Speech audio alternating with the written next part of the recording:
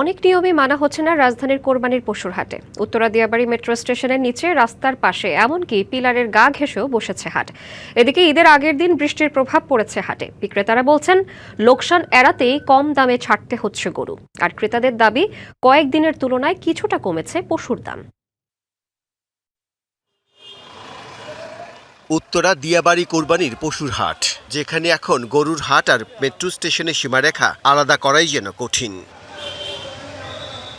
উত্তরা উত্তর স্টেশন থেকে দিয়াবাড়ি পর্যন্ত মেট্রোর প্রায় প্রতিটি পিলারের নিচে রাস্তার দুই পাশে সারি সারি কোরবানির পশু। কোথাও বাঁধা গরু, কোথাও চলছে দরদাম, আবার কোথাও ট্রাক থেকে নামানো হচ্ছে নতুন পশু। শুধু পশু বিক্রি নয়, স্টেশনের নিচে বড় একটি অংশ যেন অঘোষিত ট্রাক স্ট্যান্ডে পরিণত হয়েছে। ভারী যানবাহনের চাপ আর অব্যবস্থাপনায় স্টেশনের কিছু অংশ ক্ষতিগ্রস্ত হয়েছে।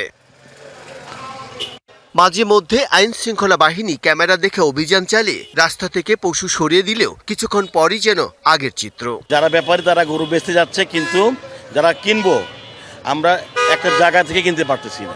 আজকে অনেক কম, কালকে যদি গরু কিনছে 1.5 লাখ, আজকে কিনতে পারবে 1,20,000। কালকে যা দেখছি দাম আজকে কখন তাই দেখি তারা 5,000 টাকা কমে নেই, যদি কম তো বুঝতাম যে কম। এদিকে বৃষ্টিতে সবচেয়ে বেশি বিপাকে পড়েছেন বিক্রেতারা। কয়েকদিনের টানা বৃষ্টিতে কাদায় একাকার হাট, ক্রেতাও তুলনামূলক কম, তাই বাধ্য হয়েই দাম কমাতে হয়েছে বলে দাবি তাদের।